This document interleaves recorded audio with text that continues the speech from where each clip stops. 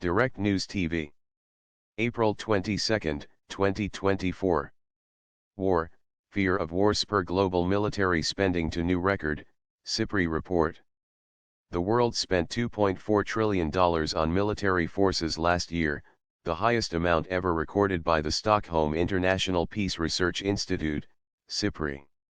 SIPRI has been monitoring military expenditures since 1949 and found in its annual report released on Monday that in 2023 they rose to 2.3% of the global gross domestic product, GDP, from 2.2% the year before. It meant that every man, woman, and child on the planet was taxed an average of $306 for military spending last year, the highest rate since the Cold War. The increased spending exactly matched the global rate of inflation of 6.8%, so it doesn't necessarily translate into greater military efficacy everywhere. But as SIPRI said, spending was not evenly spread out because world military expenditure is highly concentrated among a very small group of states. The United States remained the biggest spender at $916 billion, representing 37% of the world's military outlays. China came second with an estimated $296 billion.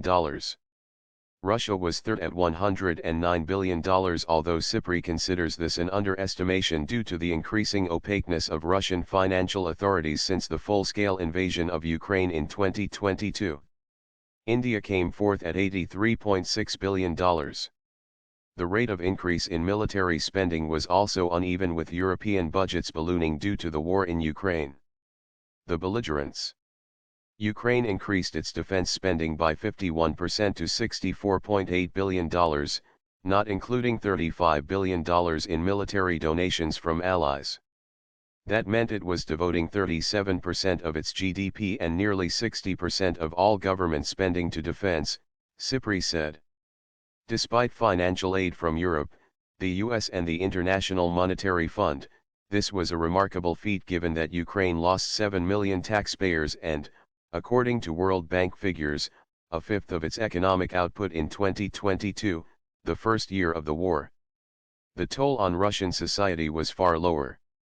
Last year, Russia increased military spending by 24% to 6.9% of its GDP and 16% of all government spending. Even though this was the largest defense budget since the Soviet Union was dissolved 3 decades ago, Russia's economy also grew by almost 22%, thanks to high energy export revenues, lending resilience to its economy. Russia had already increased its military spending by 9% in 2022. The fact that it then budgeted a 21% increase in 2023 and actually increased spending by 24% suggests that it was continually surprised by the length of the war and the toll of Ukrainian resistance on its armed forces. Its 2024 budget plans an even bigger increase, 70% on defense and security spending, to $157 billion, the Reuters news agency reported. Hamas's attacks on southern Israel on October 7 and Israel's war in Gaza led to a massive 24% defense budget increase in Israel last year to $27.5 billion, or 5.3% of its GDP. Saudi Arabia also significantly increased spending. The two countries contributed to a 9% defense budget increase in the Middle East last year, the biggest annual increase in a decade. The Middle East also bears the biggest military burden in the world as a percentage of GDP. At 4.2%, it is nearly double the world average. A transformation in Europe. Russia's full-scale war in Ukraine led Europe's NATO members to increase military budgets by 16% last year to $588 billion. This meant they were spending an average of 2.8% of GDP on defense, SIPRI said, surpassing the 2% threshold NATO set in 2014, although that level of spending wasn't shared by all members. The increase was partly to help Ukraine but also to increase their stockpiles, SIPRI Director Dan Smith told Al Jazeera. European decision-makers have a triple pressure at the moment, Smith said. They perceive their military stockpiles to be inadequate in the face of the challenge they perceive from Russia, he said. This means they have to return the stockpiles to what they were before, plus they need to keep equipping Ukraine. This has led to some spectacular increases on the continent. Poland led the pack with a 75% increase last year, pouring 3.9% of its GDP into defense. This was partly to pay for a comprehensive $2 billion defense modernization program of its armed forces under U.S. guidance, but also to massively overhaul and increase its arsenal. Since Russia invaded Ukraine, Poland has ordered 500 HIMARS rocket launchers from Lockheed Martin, 250 Abrams tanks from General Dynamics, as well as rocket launchers, tanks, howitzers, and fighter jets from South Korea.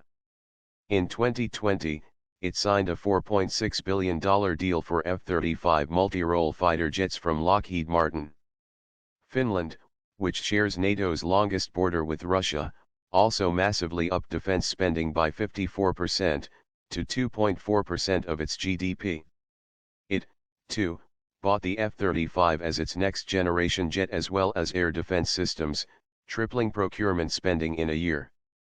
Other Northern European and Baltic Sea states have massively increased spending in the past year, with the United Kingdom leading the region with a 7.9% increase last year. Germany's spending. Standing in contrast to this picture was Germany, which has struggled to spend anything close to the 2% NATO requirement. When Chancellor Angela Merkel left office in December 2021, she had managed to raise defense spending to 1.33% of GDP after repeated cajoling from the US. After Russia's invasion of Ukraine 2 months later, Chancellor Olaf Scholz said he would throw €100 billion, $106 billion, more into defense, taking Germany past the 2% mark. Yet last year, Germany spent just 1.5% of its GDP despite a 9% increase in its defense budget to $66.8 billion. Scholz has promised to cross the 2% threshold this year, but Smith did not think this would happen. That would be more than a one-third increase in military spending in a single year, and for a country like Germany, that's not a very likely prospect, Smith said, citing the deficit ceiling, other calls upon Germany, the speed with which the major institutions can move.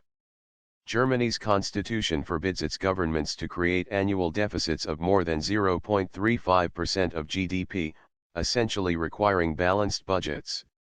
The Federal Constitutional Court suspended that rule for 2 years after the COVID-19 pandemic, which was seen as a national emergency, but quickly returned to strict enforcement. Last year, it forbade Scholz's government from moving €60 billion, $64 billion, of unused pandemic relief funds to speed up Germany's transition to renewable energy.